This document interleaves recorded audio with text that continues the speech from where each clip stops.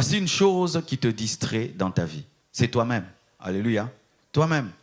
Je veux, j'ai décidé, je veux devenir grand, je veux être célèbre, je veux être connu, je veux qu'on m'aime, je veux qu'on m'admire. Le je nous distrait. C'est pourquoi lorsque Jésus vient dans nos vies, la première chose qu'il fait, c'est de nous crucifier, nous tuer. Alléluia. Tuer ton moi, ton ambition, ton orgueil. Tu voulais devenir. Il dit non. Tu vas devenir d'abord mon disciple, tu vas devenir d'abord mon esclave, et ensuite on parlera du reste.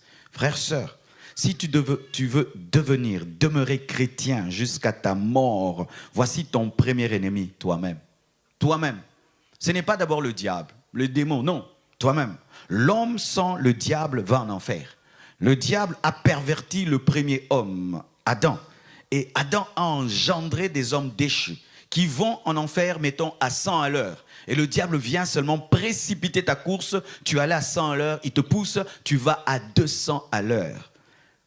Nous avons fait de Satan notre seul ennemi, alors que nous avons un pire ennemi en nous, qui dort avec nous, qui se réveille avec nous. Il s'appelle moi.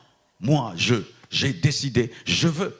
Pour que tu viennes ce matin ici, tu as décidé de venir, n'est-ce pas? La robe que tu as portée, c'est toi qui as décidé de la porter. Tout ce que tu as porté comme chaussures, c'est toi qui as décidé. Ainsi, tu pouvais décider ce matin de rester à la maison. Et tu allais rester à la maison. Tu pouvais te décider ce matin de porter une mini-jupe et tu allais la porter. Toi, tu peux être le destructeur de ta propre vie et te séparer de Dieu lorsque ton lorsque ton moi te dirige et te commande.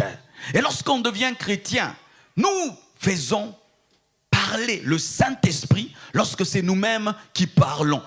Dieu m'a dit, le Saint-Esprit m'a dit. Mais au fond, ce n'est pas Dieu, ce n'est pas le Saint-Esprit, c'est toi-même. Et lorsque tu deviens le Saint-Esprit de toi-même, le vrai Saint-Esprit cesse de te diriger.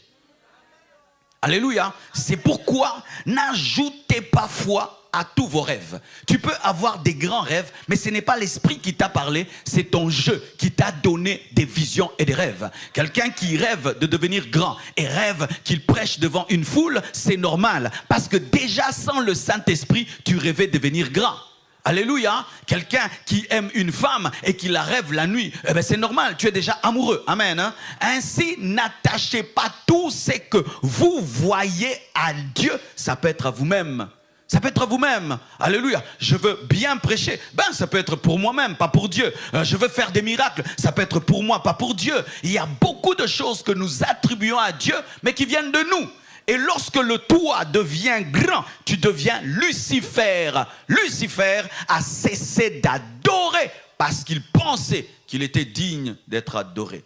Alors voici une question que je te pose. Est-ce que ton moi est mort? Est-ce que ton moi est crucifié? Ton je est crucifié. Comment tu peux savoir que ton je est crucifié? C'est lorsqu'on t'écrase. C'est lorsqu'on te fait mal. Et on remarque que le crucifié dit, fais attention, je vais descendre de la croix, je vais te donner un coup de tête.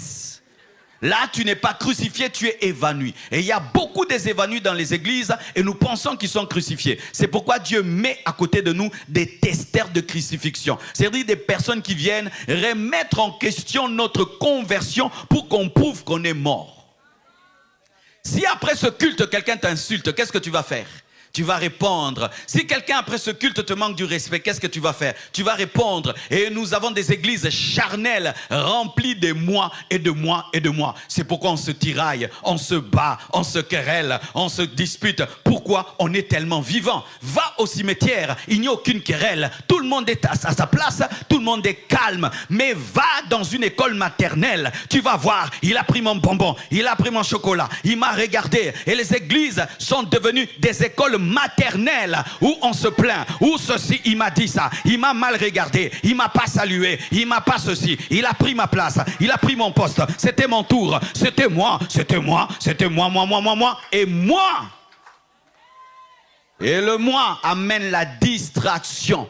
Il est temps que tu meurs à toi-même. Il est temps que tu meurs à toi-même. Il est temps que tu sois crucifié. Et je prie que le Saint-Esprit te crucifie par la parole qui est prêchée. Parce que le moi donne de la distraction. Je suis beau, je suis beau, je suis beau, je suis belle, je suis belle, je suis belle. Une femme qui est trop consciente de sa beauté est distraite. Vous savez ça, hein? Un homme qui est trop conscient de sa beauté est distrait. Quelqu'un qui est trop conscient de son intelligence est distrait. Lorsque tu deviens spirituel, même si tu es une belle femme, tu es tellement conscient de la beauté de Dieu que tu oublies que tu es une belle femme. Lorsque tu es spirituel, tu commences même à oublier que tu es intelligent. Tu commences à oublier même que tu es riche. Tu commences à oublier même que tu as beaucoup étudié. Hein, moi, les diplômes que j'ai, la beauté que j'ai, moi que je suis. Tu es charnel. Tu es charnel. Parce que ces choses, tu devais les considérer comme de la boue à cause de la connaissance de Christ.